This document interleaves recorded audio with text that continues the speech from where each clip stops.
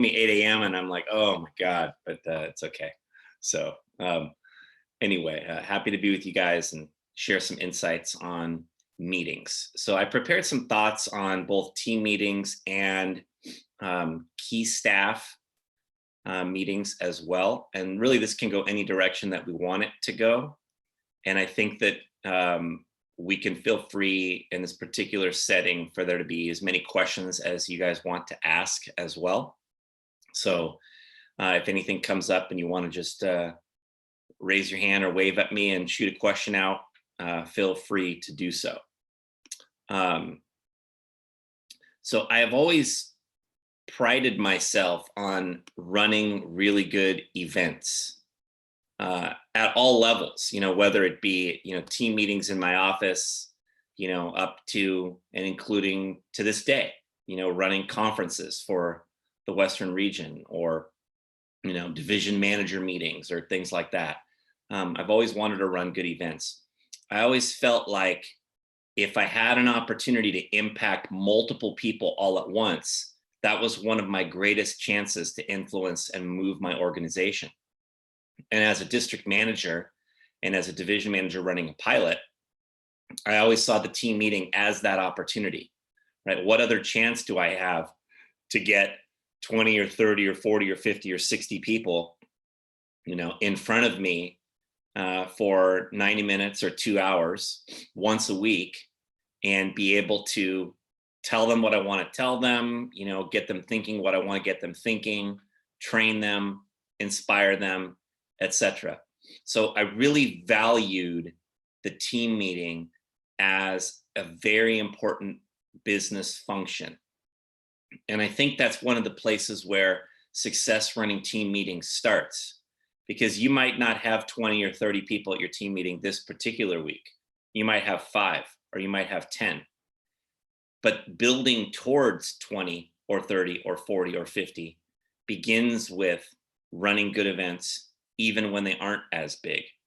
There's an old Jim Rohnism where he would say, be faithful when the amounts are small. And if you're faithful when the amounts are small, then you end up getting to have much larger amounts of people at your events. The biggest team meeting I ever ran in my office, we had 113 people at the team meeting. Yeah, take that in for a second and envision that. We had 113 people at the team meeting. It was probably the first week of August in my office that summer. So there was an accumulation of recruits that we went through for the summer, but we were also retaining people because they wanted to be at the events. So I really want you to think about your ability to run your events in a way that works really well and that gets people to want to be there. One of the concepts that I feel is most important is providing value for your people. So I think there's been a trend over the last 10 years or so in Vector to make the team meeting more of a phone jam. And I don't think there's anything wrong with having a phone jam before or during or after your scheduled team meeting. I think that's okay. But if all they're doing is coming to the office and making phone calls, they're not necessarily getting value from you in the way that they would want to continue coming on a weekly basis. So I do think it's important that every team meeting has some elements of learning. And I think there should be learning both in the business and out of the business. So there should be some type of learning in the business, meaning they're being taught about how to sell more Cutco, how to get more appointments, right? How to have better results on their demos. That does not necessarily need to be a formal speech. There are a lot of formats that message can take. It can be a discussion, and I'll share with you some ideas on how to do that. It can be what Drew Frank calls teaching through recognition, right? Where you're recognizing people, and while you're recognizing, you're asking them questions about how they do this or how they do that. so that they're continuing to learn. And then it could also be, some type of message that, someone delivers, but it doesn't necessarily have to be a speech. As far as teaching something outside of the business, what I have to say about that is that it doesn't have to be long. It can be really short. It can be 5 minutes. It can be, hey, I saw this quote, on social media the other day, and it really resonated with me, and I wanted to share it with you guys and talk about it. And you put it up on your PowerPoint, or you pass it out in a handout, and you share it, and you discuss it with the team, and you give them an insight that's personal development related. But I do feel like that's a key part of giving value that gets people to come back to events over and over again. Then, of course, you want to have recognition at the event. And the way I think about recognition at a team meeting, I try to think about, how can I mention each person's name during this event? How can I mention each person's name during this event? Now, it's probably not going to happen if you have 113 people at the team meeting.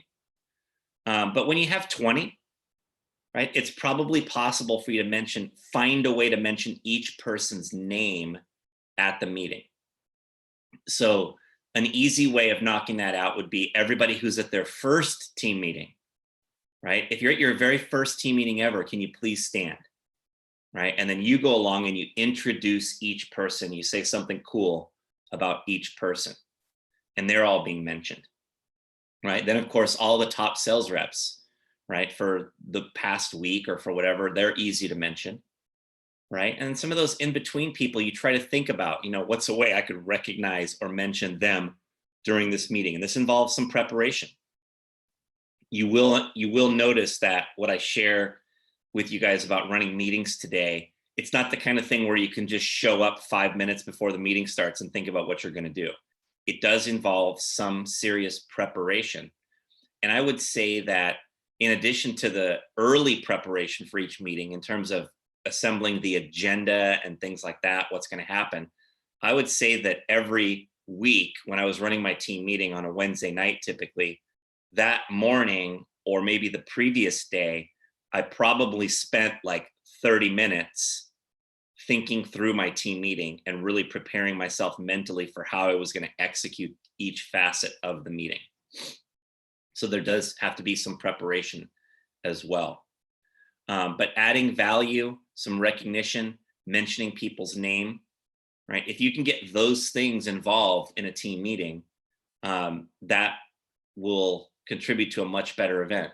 Now, of course, nowadays, people are typically mixing in some type of phone jam. And if you can incorporate, time for people to make calls, then your meeting is actually generating activity, generating demos. And I think that's the idea why people are incorporating phone jams into their meetings very often these days.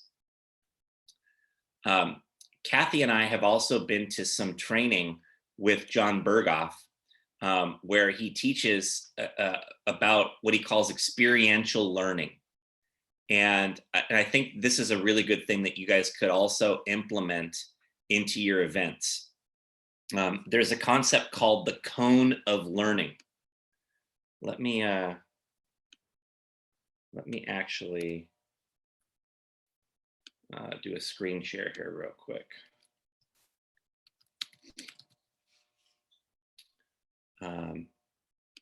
Kathy, have you shared the cone of learning with these guys?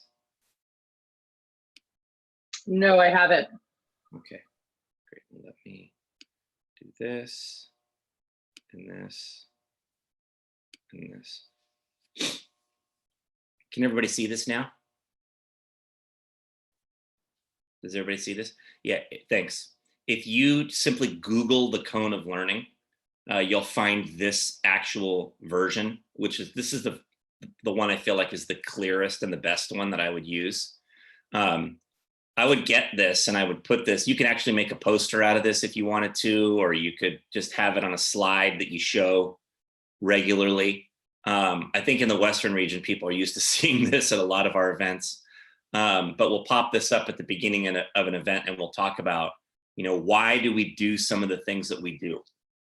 And this is the reason why, right? Is that most of the forms of learning that people undergo, they don't remember much, right? 10% of what we read, 20% of what we hear, right? 30% of what we see, right? 30% is better than 20 or 10, which is why we use visuals when you give a talk, right? That's why you'll see it like SLC. Speakers will have a PowerPoint presentation, right? Helps a little bit more, right?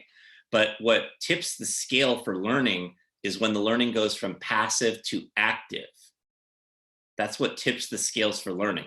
When the learning goes from passive to active. And you can see that is where there's things like participating in a discussion, right? Or simulating, which is role play, right? But participating in a discussion tips the scales from passive to active. So first thing I want to do is I want to explain that to my team and have people understand that.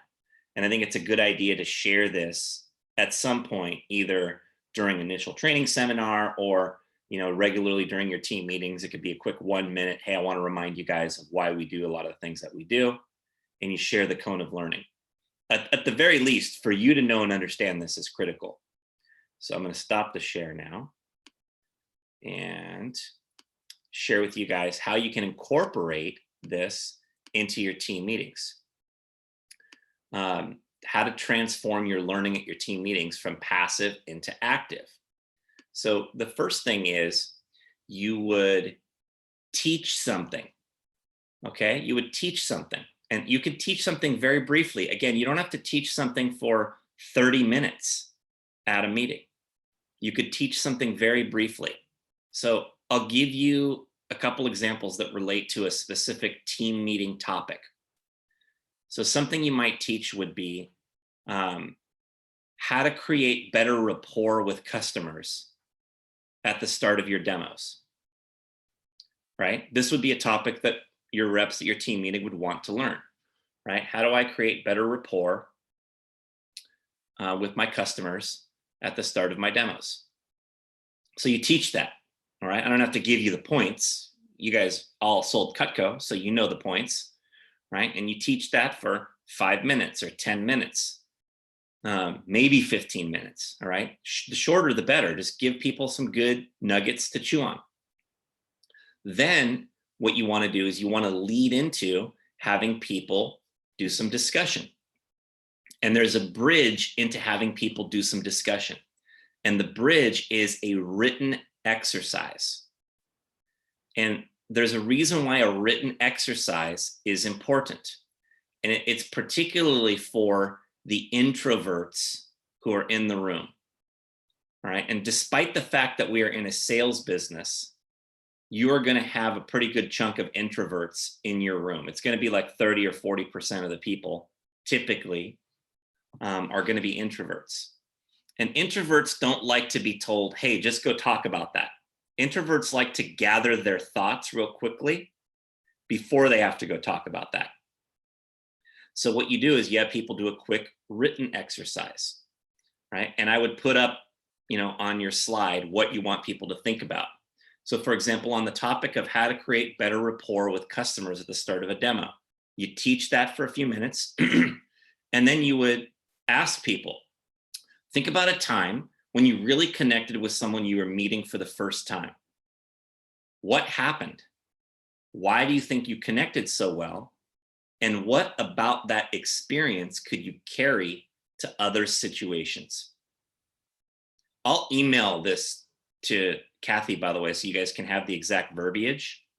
But I'm just kind of giving you 2 examples here.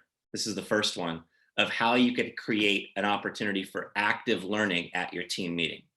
So you teach how to create better rapport, and then you ask the room, right? Hey, take out your pen and paper. Here's what I want you to do. I want you to think about a time when you really connected with someone who you were meeting for the first time. Maybe it was a Cutco demo with somebody you didn't know. Maybe it was some other setting outside of Cutco. But it was a time where you really connected with someone you were meeting. What happened? Why do you think you connected so well? And what about that experience could you carry to other situations? And you say, I'm going to give you a couple minutes just to write down some quick notes that you can talk about with other people in the room. And then you let people write, right? Pop on some kind of music, let people write. And they start writing a few thoughts. Why did I, when was the time? right? Why did I connect, right? What could I bring from that to other situations? What worked about that connection? And you give people a few minutes, not even a few minutes. I would give people like 2 minutes just to write some quick notes out. And you explain, I'm going to have you talk about this with somebody else in the room. So just identify enough on your notes that you can discuss it. And it gives the introverts that chance to gather their thoughts. The extroverts are probably ready to talk right now, right? But the introverts want to gather their thoughts real quick. So you give 2 minutes. Then what you do is you have people share with others what they wrote, share their story, share what they wrote. There's a variety of ways to do what we call partner or small group sharing. You can do it one-on-one. Turn to the person next to you and just share what you wrote. You could have people do it in small groups, like 3s or 4s. Or you could have people do this in like walking conversations where they stand up and they go walk around to talk to somebody else. And that creates more energy in the room, by the way, when people are walking around and moving. And I would suggest when you do this in your team meetings that you alternate the way that you have people do their sharing. Sometimes it's one-on-one. If they're going to be sharing something lengthy, like a long story and a lot of insight, one-on-one works best because one person might talk for 3 to 5 minutes, other person 3 to 5 minutes, and then after 10 minutes it's over. If it's quick stuff, you could do groups of 3 or 4 or even 5 or 6.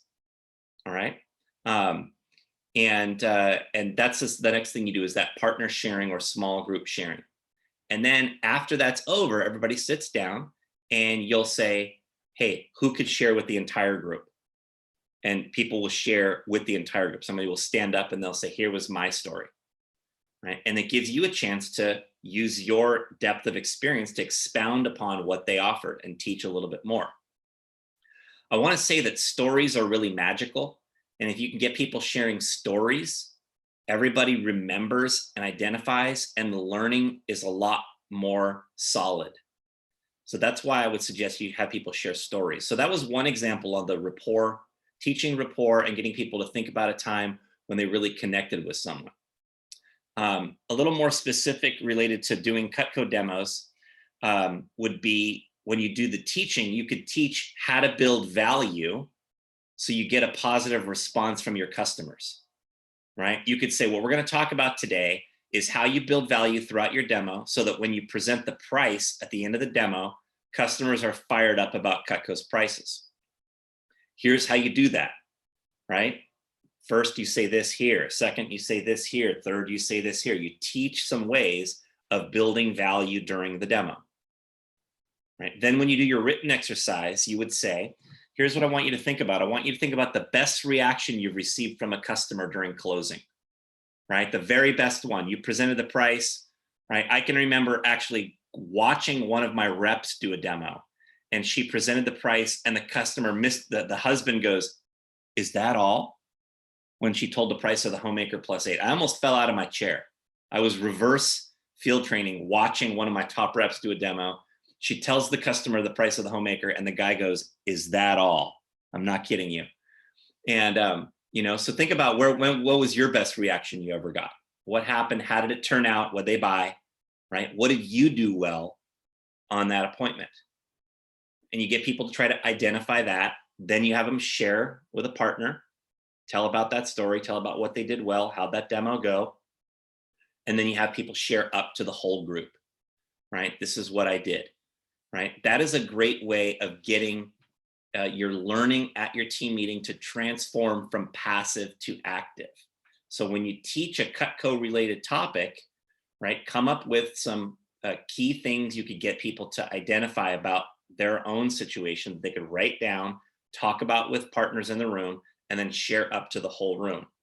When you teach something on self-development, you could do the same thing. Maybe it's that, the quote I saw on social media last week that I wanted to tell you about.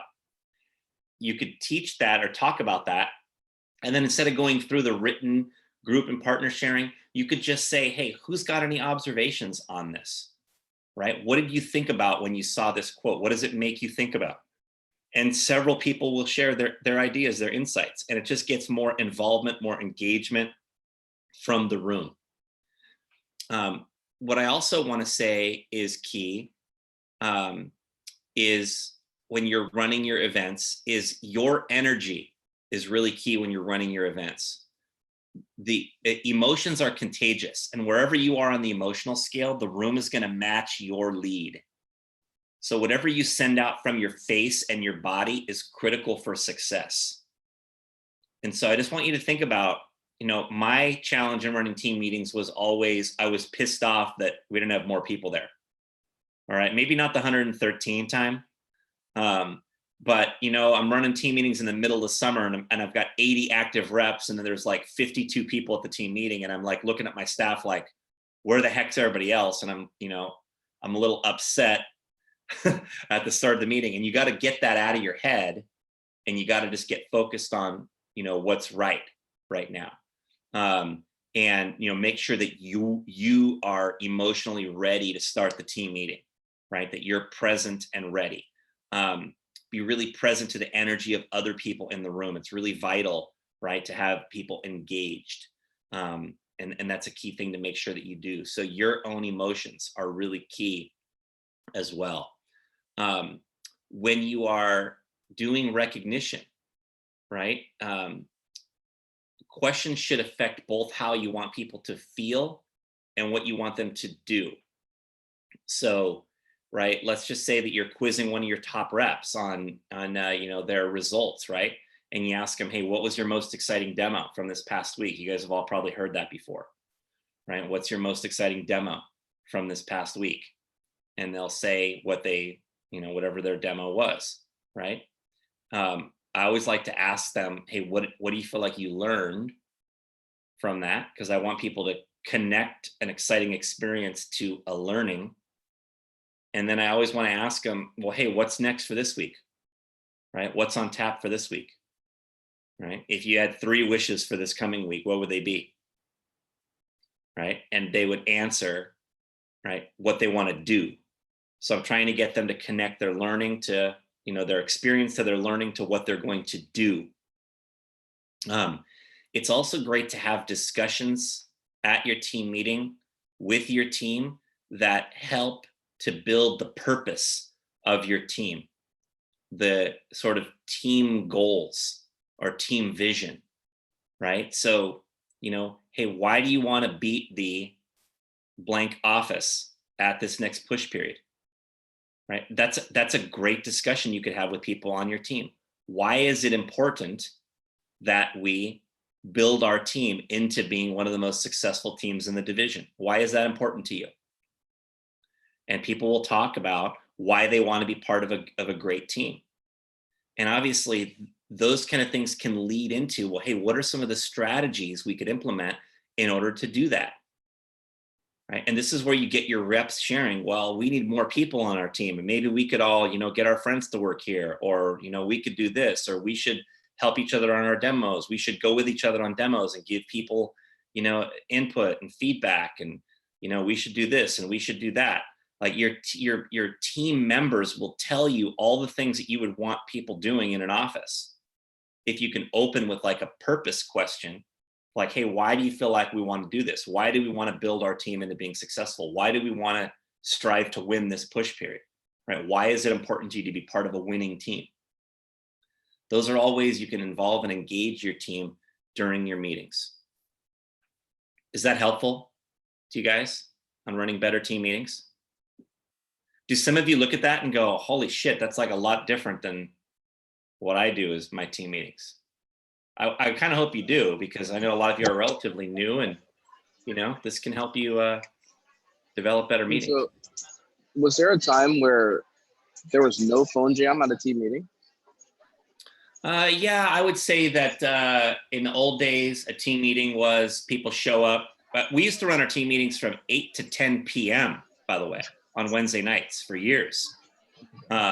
And so people would show up, and the day was done. Basically, we'd tell people come in at 7 and make phone calls, right? But then when 8 o'clock rolled around, everybody would move into the team meeting room, and we'd get rolling. And we would teach. It would go through recognition, right? Teaching topic, right? Promotion, and then self-development topic. That's kind of how team meetings went. At least back in my old days of being a district manager.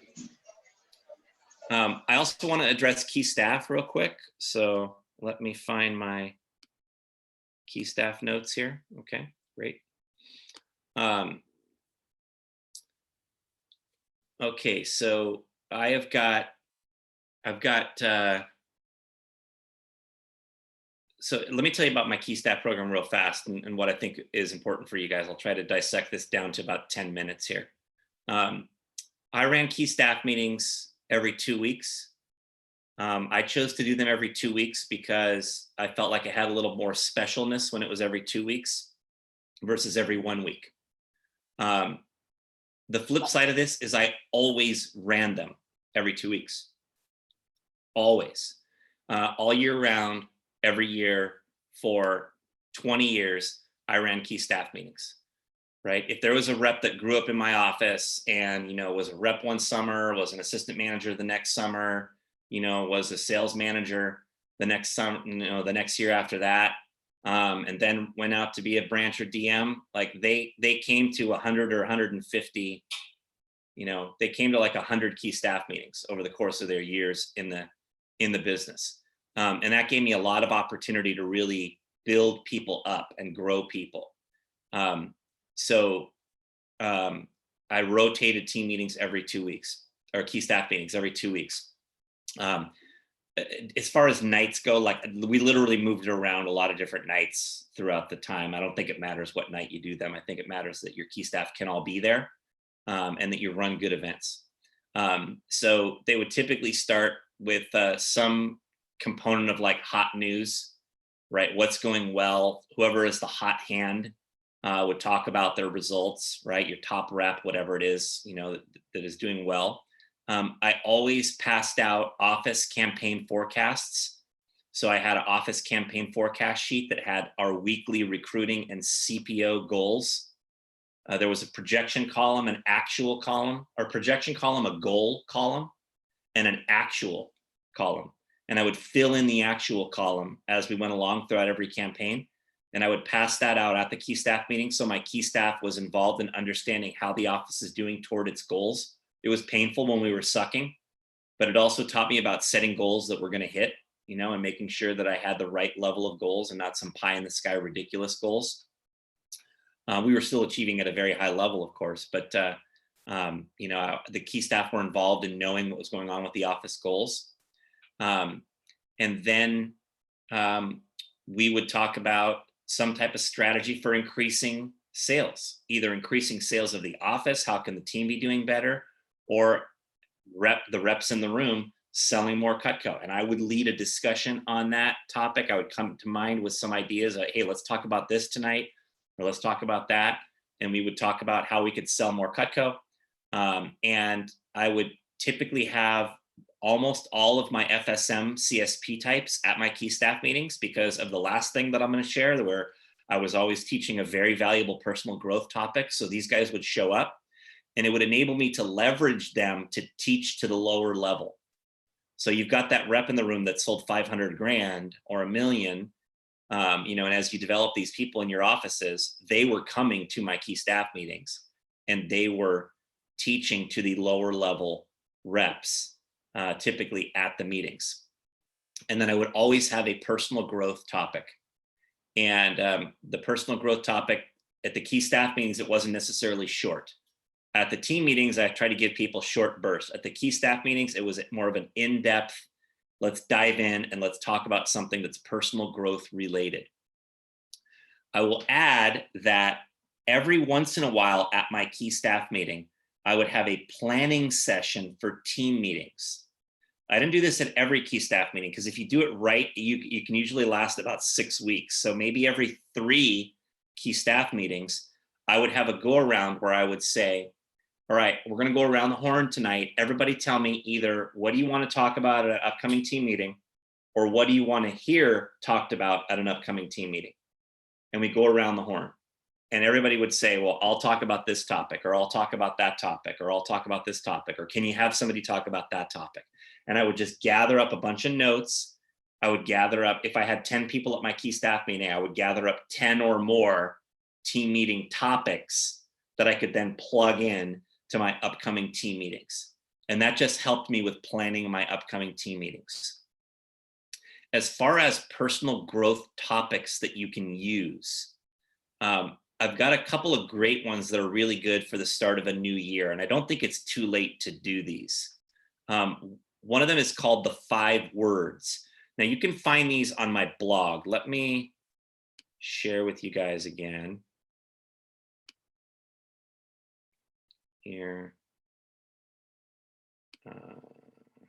Oops. Here. Are you guys seeing my screen? Are you seeing my screen? Give me a thumbs up. Yeah, thank you. Okay, so I have a lot of things I've written kind of cataloged on a website. So if you go to my website, which is here, it's just dancasetta.com, just spell my name right, and click on blog. This one right here, 2 ways to actually stick with your New Year resolutions, is the first one that comes up. And just click on read more. And the first one is called the 5 words.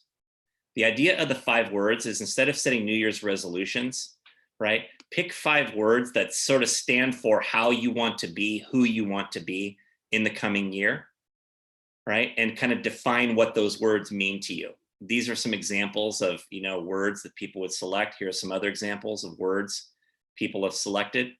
And the idea is that they pick their 5 words and they post their 5 words.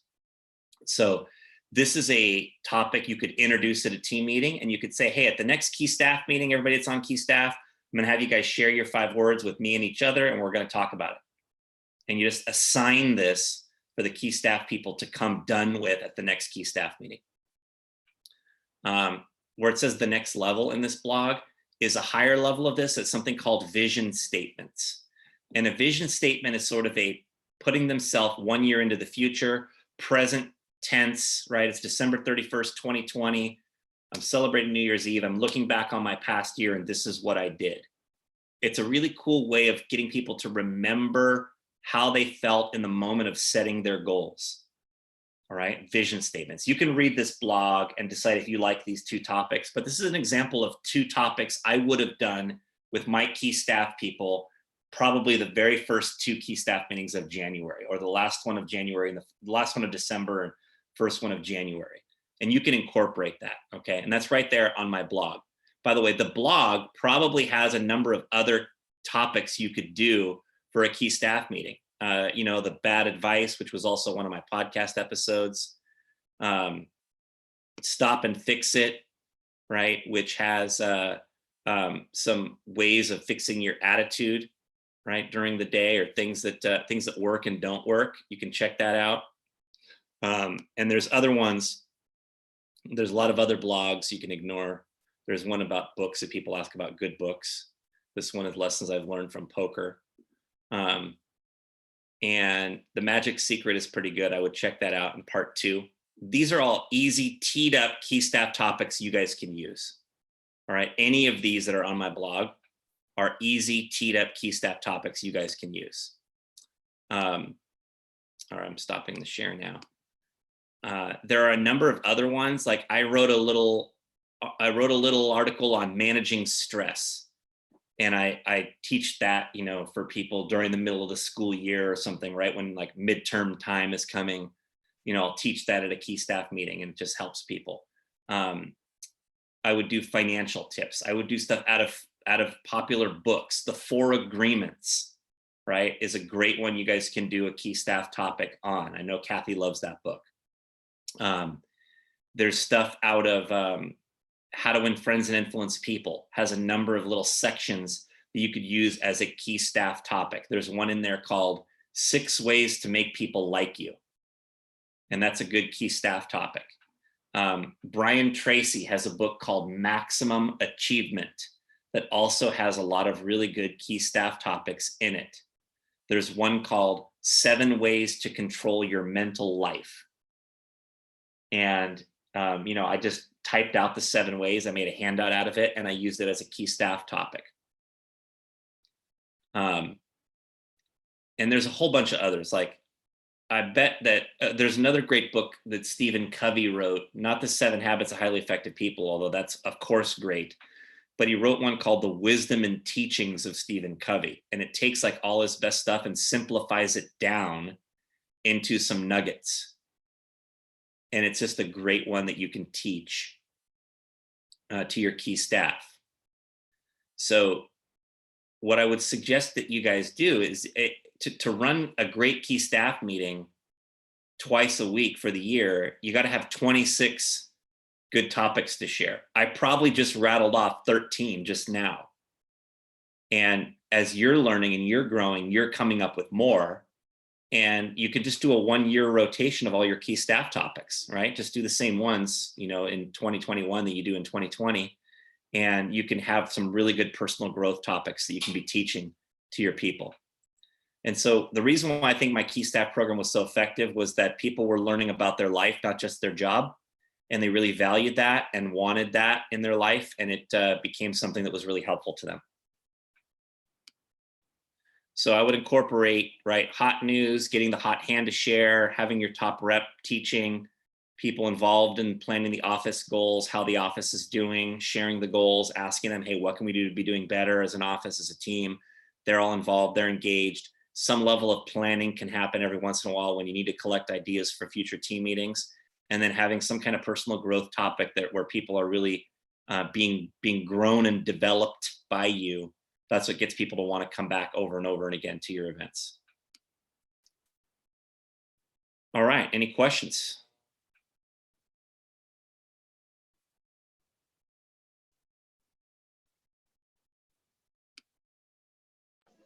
I just want to recap one thing on your team meetings. Whenever you were running them, how much time did you start with the phone jam or start with recognition? People came to phone before it started. We would typically phone before it started. I think if you do phoning, if people are told come to the meeting from 7 to 9, I don't think you should start phoning at 7. I think you should start the meeting at 7. And otherwise people will get used to like, well, the meeting's not starting, we're just phoning and they'll come late, right? Mm-hmm. So I think you should start your meeting at 7. I think it's okay to break in the middle of the meeting and say, hey, what we're gonna do now is we're gonna put, as we do always, we're gonna put our motivation into action. We're gonna make some phone calls for the next 20 minutes, right? And our goal for tonight is to set, 70 appointments or whatever your goal is, right? Go. Or you could just run your meeting, get done in time where people can make calls and then say, before you guys leave, this is our goal tonight before everybody leaves. Let's get on the phone now. You could decide how you want to do that, whether it be in the middle and they come back or at the end. But if your team meeting starts at a certain time, I would start the meeting at that time. I wouldn't be doing calls past, more than 5 minutes into that time because people will get used to that. They get conditioned and they'll just start coming late. Okay, love that. Thank you. Yep.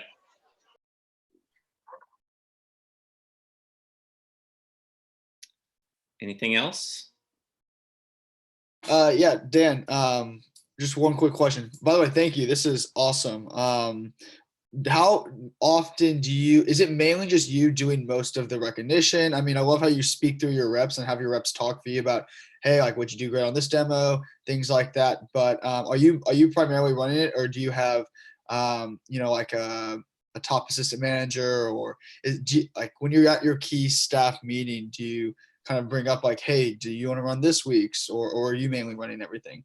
Yeah, great question. So this goes back to that first point I made, that like I viewed the team meeting as this is the one opportunity I have to say everything I want to say, get people to feel how I want them to feel, do what I want them to do in a big group all at once. I ran it. I always ran the team meeting. Even as a division manager, I ran the team meeting for most of my years as a division manager. I ran the team meeting because still it's that one opportunity I have, right? Especially in the summer I did, in the fall and spring, I might've had my Dom run the team meeting, but I was there. But in the summer I ran all the team meetings for sure. I just valued it so much as a tool to move my people that I wanted to be the person, I wanted to be the voice saying what I wanted to say.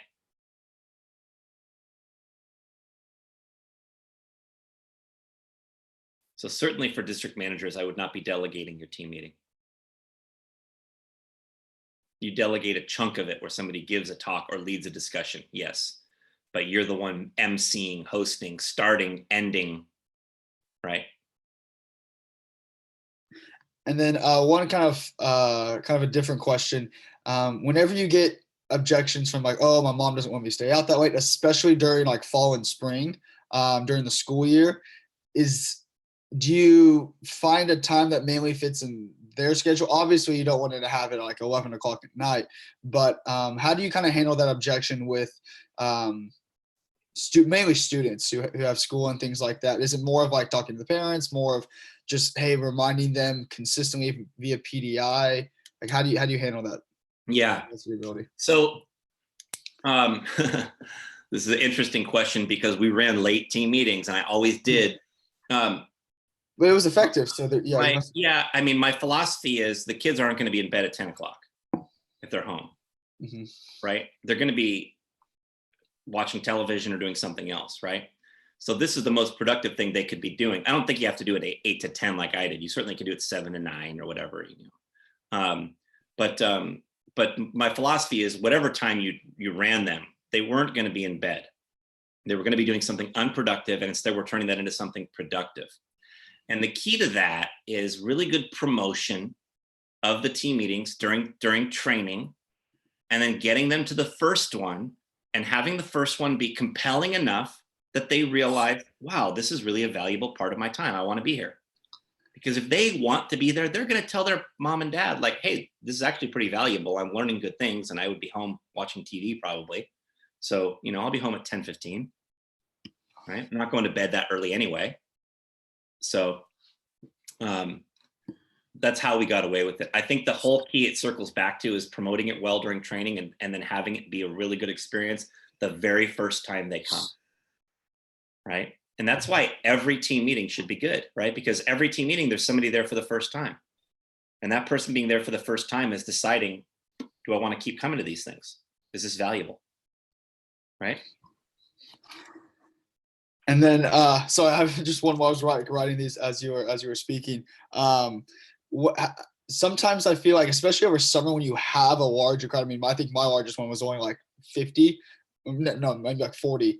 But having 100, that first of all, it's amazing. How do you kind of corral it into being less of a social event and more of a learning event? Because a lot of people are like, oh, this is their like 5th or 6th team meeting, and it's like I feel like sometimes they think of more of it as a hangout time and a social event rather than just like, hey, like, this is the 2 hours I have with all of you guys, like without being like, I guess, are you just super like, hey, like, shut up, I'm talking, kind of like, how do you yeah, I mean, facilitate the hangout time after, people can know like, hey, the hangout time is after, but during the team meeting, we're serious about success, right? Get people seated. And, I definitely would, when the time came to start the meeting, everybody would sit down and I'd get to the front of the room and, I'd corral the room and quiet people down and get going. I don't think it's any different than how you would be corralling your training class when it's time to start training.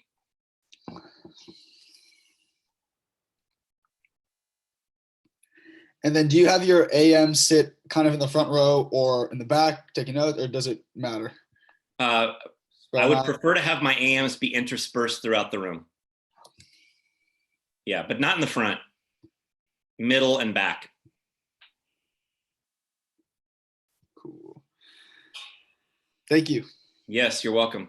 Oh, and by the way, big podcast guy. So to listen to your podcast, is it on like Spotify, or do we just go to like dancasetta.com? Spotify, Apple Podcasts. Okay. Just look up Changing Lives Selling Knives. You can also go to my website and just click on podcast, and every episode is listed there. All right. Dan, is who's winning the coin toss? And what is the national anthem taking longer than a minute and 30 seconds? Over on the national anthem. Over on the national anthem for sure. That's hilarious. I don't know, and I really don't care. So. You don't bet on those? Yeah, no, of course not. No. So I did want to ask you. I did do a pool at the beginning of the playoffs where I had to pick every game of the playoffs, and I am literally 100% right now. And I took the Chiefs to win the Super Bowl. So I guess that's sort of a hedge, right? If the Niners win, I'm ecstatic. If the Chiefs win, I get a consolation prize of some dollars. You called Titans on Texas on Ravens. I did. I'm impressed. Called Titans on Patriots. That's like I did. Oh, I even yeah, posted Titans over the Ravens on social media that morning. Yeah. Ooh. Yeah. I want to share something really fast, and just Dan and John, so you guys know like why I changed, because what Dan explained in team meetings, that's what I grew up on. Is we had our meetings at 8 p.m. but we'd always come in early. My manager's like, hey, come in earlier to phone, and we'd always come in depending how many you needed to book, 6:30, 7. And over the years in Miami, we played with different things. We're having like that, and then we're like, well, let's get more people in. So we kicked off the first part of the meeting at 5:30 or 6, and we did recognition and we did a workshop, and then we'd go into, and they knew this was the flow of the meeting, and we'd go into phones, we'd do a halftime break with a motivational video, make 20 calls, and then we'd have a wrap up, like quote or thought or personal growth type topic to wrap up the meeting, and then team night. And that's where our team meetings, quote unquote, evolved to 3 hours. Our guys know the flow was workshop, recognition, phone jam, and then wrap up, and it just got incorporated into it. So that's what you guys are seeing when we have a 5 to 8 team meeting. It's at 5, we kick off recognition and whatever, or whether you do it later or earlier, but we just incorporated an hour of phone jam into the team meeting time. And that's why the team meetings became a little bit longer, because I wanted to make sure that we were also creating while we were together, because it was my one time of the week where I had everyone there and I could really drive a great phone jam and recognize people and do prizes and have some fun with it. So just so you guys know like how that evolved, because that's what we always did. And then it was like, well, how can we get more people phoning, and we just kind of incorporated into there, into the meeting. So you can do it different ways, but I'd say whether you're inviting people after, you're phoning after, or if it's during, it's part of your team meeting. I'm 100% agree with Dan. Like, you need to start the meeting when the time starts. So if we're 5 to 8, we always start a workshop, or we start, right at 5 o'clock, and then we do, recognition, or vice versa. But we start teaching, we start something. It's not just like people hanging around at the start time. So that's important. Kathy, I got a jam because I got Cutco Mike on a podcast in 5 minutes. Oh, go. Thank you. Cutco Mike Dawid. All right. Thank you so much, Dan. I'll email you guys. I'll have you for another. I'll email you a couple of those quick notes that I had. Okay, Kathy, so you can send it to your guys. Yes, please. Thank you. Okay. Thank you, Dan. Go Niners. Go Niners. So